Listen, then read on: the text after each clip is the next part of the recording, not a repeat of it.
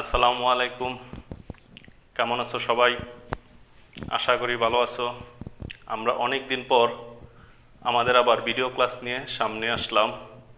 তো আমরা আজকে যে আমাদের ভিডিও করার কথা সেটা হচ্ছে আমরা আমাদের পক্ষ থেকে যে একটা গ্রুপিং করে আমরা পড়াশোনা করতেছি, তার উপরে ডিপেন্ড করে আমরা এখন গণিতের ভিডিওগুলো দেওয়া হবে। তো আমরা আজকে শুরু করব পাটিগণিত দিয়ে। তো পাটিগণিতের প্রথম যে আমরা চ্যাপ্টারটা ধরব সেটা হলো আমাদের কি সুদ কষা নিয়ে, অর্থাৎ একটা হলো আমাদের সরল সুদ, আরেকটা হলো আমাদের যৌগিক সুদ, সুদ অথবা মুনাফা। তো আমরা কিভাবে একটা শর্ট নিয়মে বা একটা বিস্তৃতি কিভাবে করা যায় সেটা আমরা দেখব। তাহলে আমাদের প্রথমে আমরা এখানে আলোচনাটা একটু দেখি যে সরল ও যৌগিক মুনাফা আমরা কিভাবে শিখব। তো এর আগে আমরা তার প্রত্যেকটা বিস্তৃতি আলোচনা আমরা এখানে জানব। প্রথমে আমরা আসি আসল বা আমাদের মুনাফাটা আসলে কি। আসল অথবা মুনাফাটা আমরা একটু চিন্তা করব। সেটা হইতেছে যেই টাকাটা আমরা কোনো ব্যাংকে অথবা কারো কাছে বা কারো মাধ্যমে সেখানে ইনভেস্ট অর্থাৎ জমা রাখবো, অথবা কারো কাছ থেকে আমরা ঋণ নিব, যেই পরিমাণটা আমরা টোটাল টাকাটা নিব সেই টাকাটা হইতেছে আমাদের আসল, অর্থাৎ আমরা জমা অথবা ঋণ হিসাবে যেটা বিবেচনা করি। দ্বিতীয় আসো সুদ অথবা মুনাফাটা কি। সুদ অথবা মুনাফা যেটা আমরা বলি ইন্টারেস্ট, অর্থাৎ কোন একটা জমাকৃত টাকা আমরা যদি ব্যাংক থেকে লোন নিই, তো আমাদের সেখানে দেখা গেছে আমি যদি 10,000 টাকা লোন নিলাম, 10,000 টাকা যদি আমি লোন নেই তাহলে দেখা গেছে আমার সেখানে জমা দেওয়ার সময় আমার 10,000-এর সাথে আমি 200 টাকা বেশি দিলাম। এই যে বেশি যে অতিরিক্ত টাকাটা আমরা দিতেছি সেই টাকাটা হইতেছে আমাদের কি সুদ অথবা মুনাফা। এরপরে আমরা আসি সময়টা কি। সময়টা আমরা বিস্তৃতি এটুকুই বুঝি যে একটা টাকা বা আমরা ঋণ অথবা দেওয়া নেওয়া যেটা করি তার একটা নির্দিষ্ট সময় আছে। সেটা হইতে পারে 1 মাস, সেটা হইতে পারে বছর, সেটা হইতে পারে 2 দিন, 5 দিন, অর্থাৎ এই যে একটা নির্দিষ্ট বাদাই করা দেওয়াটা হইতেছে আমাদের একটা নির্দিষ্ট সময় অথবা টাইম। এরপরে আসি আমরা হার। হারটা হইতেছে আমাদের যে আমি 10,000 টাকা ঋণ নিলাম, এই যে 10,000 টাকা আমি 200 টাকা দিতেছি, তাহলে আমাদের টাকার যে অতিরিক্ত টাকাটা দিতেছি হারটা আমরা কিভাবে জানবো। এখন কথা হলো আমরা হার নির্ণয় করতে গেলে সবসময় সর্বদা একটা আমরা মাথায় খেয়াল রাখবো, সেটা হইতেছে আমাদের কি যে এই যে আমরা হিসাবটা সবসময় করব, অর্থাৎ সেন্টিমেনিয়াল, অর্থাৎ যেটা আমরা বলি শতকরা, অর্থাৎ শতকরা হিসাবে আমরা সেগুলা চলমান থাকবো। তার মানে আমি 100 টাকায় কত টাকা দিতেছি সেটার উপরে ডিপেন্ড করে আমি 10,000, 20,000, 30,000 যে টাকাটা হবে সেটা আমরা দিব। এরপর আসো আমরা সুদ আসলে আসি। সুদ আসল, তার মানে কথাটা কি দাঁড়াইতেছে, আমার যেই আসল টাকাটা ছিল সেই টাকাটার সাথে আমি কি দিতেছি সুদ, অর্থাৎ আমি অতিরিক্ত কিছু টাকা দিতেছি। এই যে অতিরিক্ত টাকাটা দিতেছি সেটা আসলের সাথে, ওই যে 10,000 টাকা আনার পরে আমি 200 টাকা বেশি দিতেছি, তাহলে আমাদের কি 10,200 টাকা বেশি দিতে হইতেছে। তাহলে সেইটাই হইতেছে আমাদের কি টোটাল টাকাটা, অর্থাৎ সেটার আমরা এক কথায় বলবো আসল প্লাস সুদ, অর্থাৎ সুদ আসল। তার মানে এটার বলা হয় টোটাল অ্যামাউন্ট, যেটার আমরা এ দ্বারা প্রকাশ করি টোটাল অ্যামাউন্ট। আচ্ছা, এখন পরবর্তীতে আসি আমরা সরল মুনাফাটা কি। সরল মুনাফা আর সুদ দুইটা কথা ভিন্ন না, একই কথা। সুদ বলতে আমরা যেমন বুঝি একটা মোট টাকার উপরে নির্দিষ্ট কোনো একটা হারের পরিমাণে বৃদ্ধি পাওয়া টাকাটা, আর এখানে আমরা সরল মুনাফা যেটা বুঝতেছি যে সুদরা শুধু আসলের উপরেই ডিপেন্ড করব, অর্থাৎ এই সুদ থেকে নতুন কোনো সুদ উৎপন্ন হবে না, অর্থাৎ যে সূত্র আমাদের ধার্য করা হয়েছে ঠিক ওই সূত্রেই আমরা কি নিয়ে কাজ করব। তার মানে প্রথম যে সূত্র সেটাই হইতাছে আমাদের কি সেখানে আমাদের সরল মুনাফার সুদ, শুধু কি আসলের উপর যেটা আমাদের নির্ধারিত থাকে। পরবর্তীতে আমরা আসি যৌগিক মুনাফা। যৌগিক মুনাফাটা কিরকম আমরা একটু এক কথায় বলে নেই, সেটা হইতেছে আমাদের যে আমি 10,000 টাকা যে নিতেছি বা নিছি, যেটা বারবার বলতেছি, আমি প্রথম মাসে 10,000 টাকায় কিছু টাকা জমা দিলাম, সেখানে আমার 50 টাকা বেশি দিলাম, 100 টাকায় 50 টাকা দিলাম। দ্বিতীয় মাসে আমি 50 টাকার জায়গায় কত দিলাম, 60 টাকা দিলাম, ছিল আমাদের কত 50, তাহলে সেখানে আমি দিতেছি কত 60, তাহলে কত টাকা বেশি দিতেছি আমাদের, এই যে 10 টাকাটা আমি বেশি দিতেছি, এই বেশি টাকাটা হইতেছে আমাদের কি সুদের থেকেও আরো বেশি। তার মানে আমরা মাথা রাখবো যৌগিক সরল মুনাফাটা হইতেছে আমাদের যে সুদটা নির্ধারিত করা হয়েছে আসলের উপরে, ওই সুদ থেকেও আরো অতিরিক্ত সুদ দেওয়াটাই হইতেছে আমাদের কি যৌগিক মুনাফা। এখন এখানে আমরা 4টা জিনিস একটু ভালোভাবে টার্গেট করব। সেখানে আমাদের সুদ আছে, আসল আছে, তারপরে আমাদের কি আছে, সময় আছে, আর ওই টাকাটার একটা হার আছে। এই 4টা জিনিস নিয়ে আমাদের মূল কাজ। তো আমরা আজকে শিখব যে কিছু টাকা জমা বা ঋণ নেওয়ার সময় যে টাকাটা আমরা নিই তার উপরে আসল, মুনাফা বা আমরা যদি সময়, এগুলা কিভাবে নির্ণয় করব সেটা আমরা জানব। তাহলে প্রথমে আসি আমরা I ইকুয়াল PNR অথবা PRN, একটা আমরা শর্ট সূত্র দেখতেছি। আমরা আসলে ঐকিক নিয়মে করতে গেলে দেখা গেছে আমরা অনেক কিছু লিখি, যে আমরা যদি প্রথম খেয়াল করি, প্রথমে আমরা লিখি যে 100 টাকায় 1 বছরের সুদ হয় 10 টাকা, 1 টাকায়, এই যে বিভিন্ন আমরা বিস্তৃতিটা লিখি। তো বিস্তৃতিটা লিখতে গেলে আমাদের অনেক সময় যেটা গোলায় যায়, আমরা কখন কোনটা উপরে লিখব, কখন কোনটা নিচে লিখব। তো এই জন্য আমরা একটা শর্ট টেকনিকে হাঁটি, সেটা হইল আমরা শর্ট একটা সূত্র লিখতেছি I ইকুয়াল PRN। তাহলে PRN যে সূত্রটা আমাদের আছে, এখন আইটা কি সেটা আমরা দেখি। আই মানে আমরা জানি ইন্টারেস্ট, তাই ইন্টারেস্টটার আসল আমরা বাংলা শব্দে আসি সুদ অথবা কি আমাদের আসতেছে মুনাফা। দ্বিতীয় আমরা আসি পিটা হইতেছে আমাদের কি প্রিন্সিপাল। তো প্রিন্সিপাল আমরা জানি যে যেটা মূল জিনিস বলা হয়, আসল অথবা আমরা মূলধন হিসাবে নির্ণয় করব। তারপরে আমরা আসি আরটা হইতেছে রেট, অর্থাৎ টাকার পরিমাণটার শতকরা যে হারটা নির্ণয় করি সেটা কি। পরবর্তীতে আমরা আসি এনটা হইতেছে আমাদের কি টাইম। তা টাইমটা আমরা জানি সময়, কত বছর, কত মাস বা কত দিন। তো আমরা এই সূত্রটা দিয়ে আমরা কিছু অঙ্ক দেখব যে সেটা কিভাবে আমাদের সুদ আসল বা সুদ নির্ণয় করা যায়, সেগুলো আমরা একটু দেখব।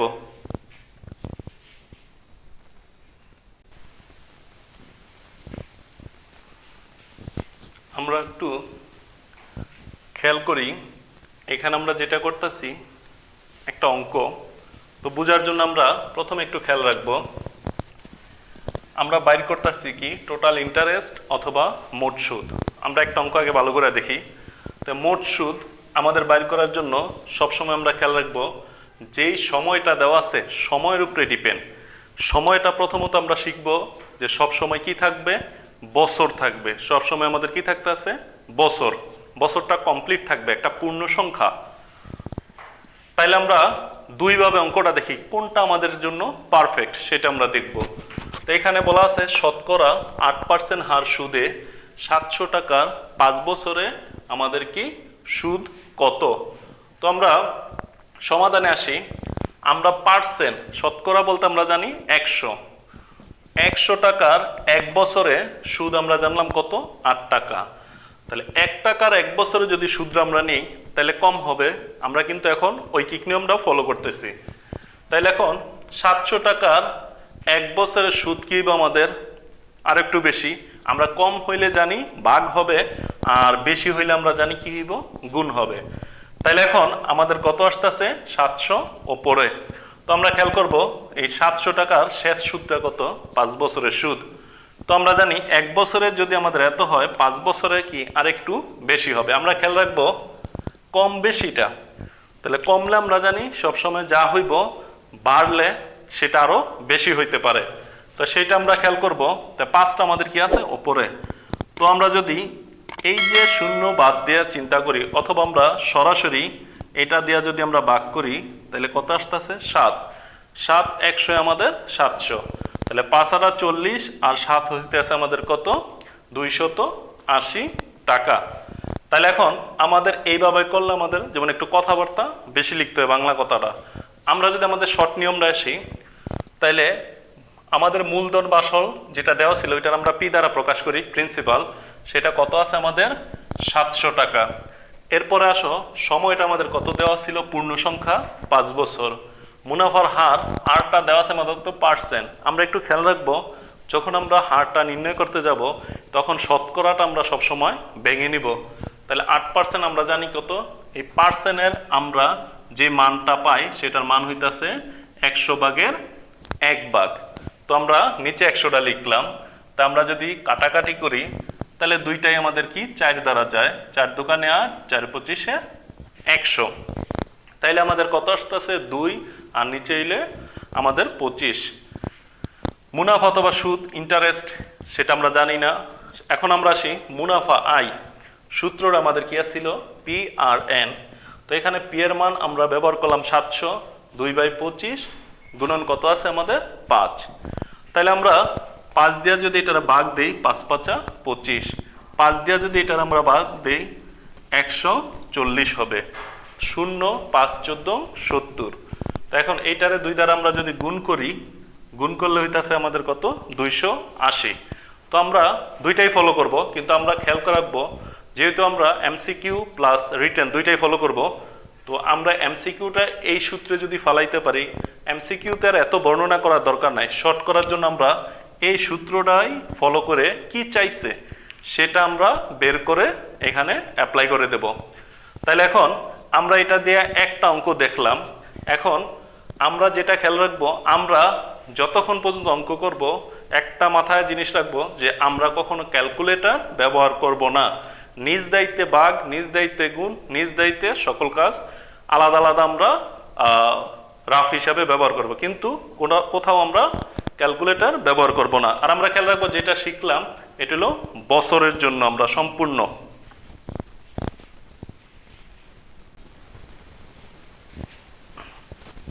আমরা প্রথমে এটা ফলো করি, কোনো এক ব্যক্তি 9,000 টাকার উপর 30% হারে খাজনা 12টি সমান কিস্তিতে পরিশোধ করে।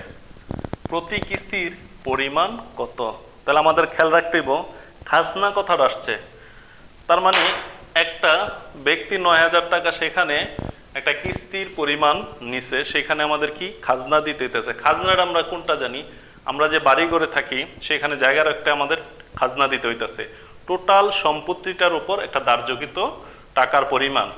তো এখানে আমাদের যে কিস্তিটা নিছে তার উপরে কত, 30% আমাদের এখানে উল্লেখ করছে। তা খাজনাটা কি বুঝাইতেছে, অতিরিক্ত জিনিসটা যেটা নিতেছে লাভ, ওই অতিরিক্তটাই আমাদের কি সুদ। তাইলে এখন আমরা প্রতি কিস্তির পরিমাণ দেরি আছে, আমাদের টোটাল যে খাজনাটা নিল সেটা আমাদের বার করতে হবে। এখানে আমাদের খাজনার যে পরিমাণটা আছে এটা আসলে আমরা জানি কি পরিমাণ নিতেছে, 30% হার হিসাবে, সেটা আমরা আগের মতন শতকরায় ভাঙা নেই। সময় যেহেতু উল্লেখ করে নাই, এই অঙ্কটা আমরা দুইভাবে দেখাবো। প্রথম আমরা দেখি সময় যদি উল্লেখ না থাকে তাহলে হিসাবটা সবসময় আমরা প্রতি বছর হিসাবে নিয়োগ দেই। তো আমরা প্রতি বছর হিসাবেই এখন কার্যক্রমটা চলমান রাখবো। তাহলে ইন্টারেস্ট আমরা যেটা বাইর করতেছি খাজনার পরিমাণটা, সূত্র আগের মতনই পি আর এন। তো সেখানে আমরা যদি মানগুলো অ্যাপ্লাই করি তাহলে আমাদের টোটাল টাকার পরিমাণটা আসতেছে কত, 2,700 টাকা। তো আমরা এই যে টোটাল টাকাটা পাইলাম সেটা হলো কি 12 কিস্তির পরিমাণ।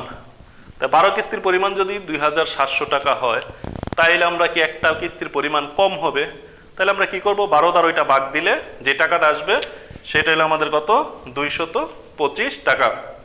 এই ভাগগুলো আমরা যারা একটু কম জানি তারা আমরা একটু খাতায় করে নিয়ে করব, তাইলে আমাদের বুঝতে সহজ হবে। এখন আমরা খেয়াল করি এইখানে আমাদের টাকার পরিমাণটা আছে, কিস্তির খাজনাটা আমরা নির্ণয় করলাম।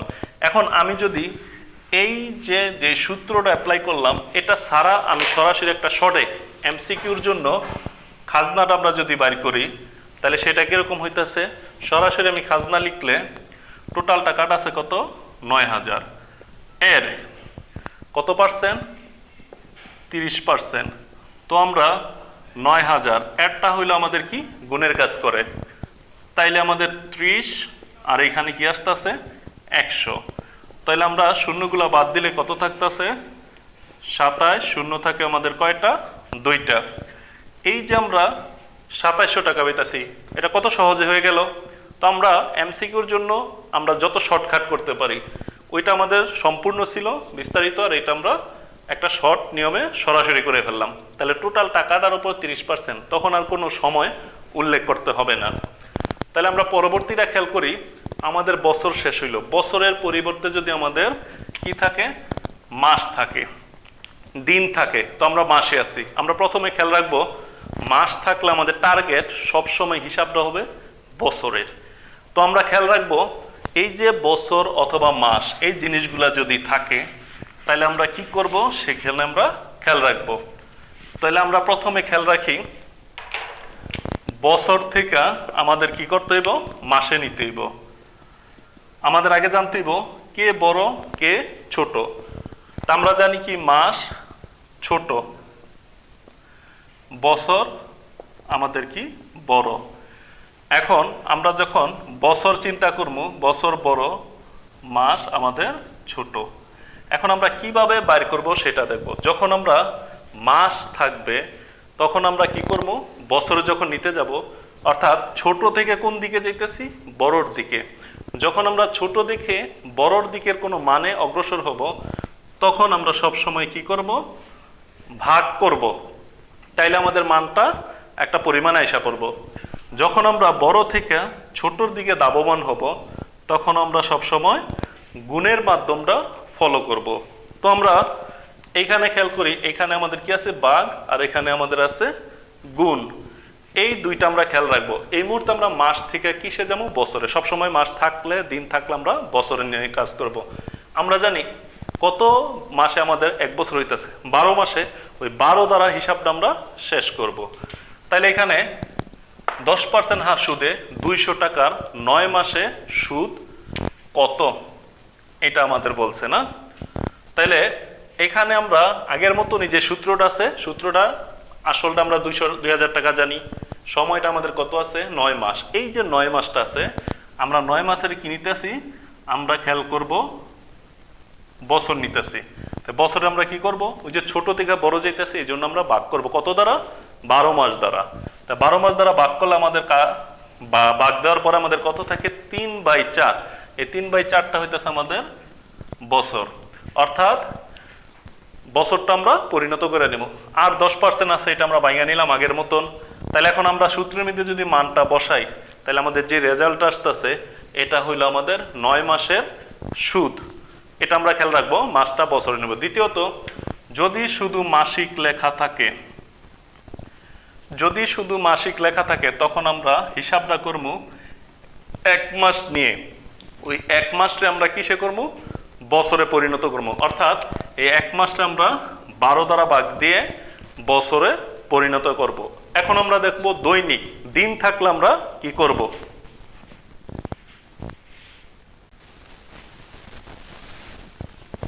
এখানে আমরা খেয়াল করব দৈনিক বা যদি দিন থাকে, তাহলে আমরা 1 বছর সমান কত জানি, 365 দিন। তো আমরা এখন খেয়াল রাখবো, যদি বার্ষিক সুদের হার 20% হারে 29,200 টাকার দৈনিক সুদ কত। আমাদের টার্গেট আগের মতনই, আমরা শুধু দিনটা পরিবর্তন করে নিব, কত, 365। তাহলে আমরা জানি দিন ছোট, বছর বড়। এই জন্য আমরা কি করতে হইব, ছোট থেকে যেহেতু বড়র দিকে যাইতেছি, তাহলে 1 বছর 365 দিন হওয়ার কারণে সেটা দ্বারা আমরা ভাগ দিয়ে দেব। তাহলে আমরা কি করলাম, একদিনে 365 দ্বারা আমরা ভাগ দিলাম। তো আমরা এখন আগের মতনই পরিচিতিগুলো আমরা দিয়ে নিব। সেখানে সরাসরি PRN সূত্রটা আমরা ফলো করব। তাহলে এখানে আমরা কত পাইছিলাম, 20%-এ পাইছি 1/5, একদিনে পাইছি 1/365। তো আমরা এটা দ্বারা যদি এটারে ভাগ দেই, তো ভাগ দিলে আমরা এখানে 80 হবে। 5 দিয়ে 80-রে ভাগ দিলে আমাদের কত হইতেছে, 16।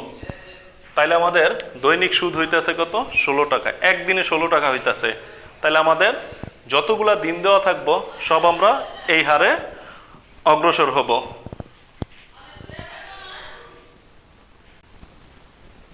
এখন আমরা একটু ভিন্ন ধরনের একটা অঙ্ক দেখি, যে যদি একাধিক আমাদের সুদ দেওয়া থাকে, সেই কথাগুলো আমাদের কিরকম হবে।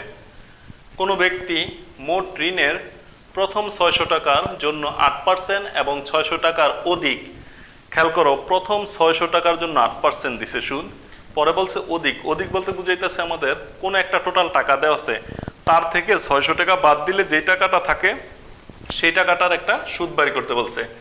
ওই অধিক টাকাটার অংশটির কত আছে, 7% দিতে হবে। ঋণের পরিমাণ যদি 6000 টাকা হয়, তাহলে বছরে ঋণের পরিমাণ কত হবে, মানে মোট সুদ কত হবে। তাহলে মোট সুদটা আমরা কি করব, প্রথম আছে কত, মোট বলতে যেহেতু আমরা দুইটাই যোগ করতে হবে। 600 টাকার কত বলছে, 8%, আর বাকি টাকার বলছে কত, 7%। এটা বলছে বছরে।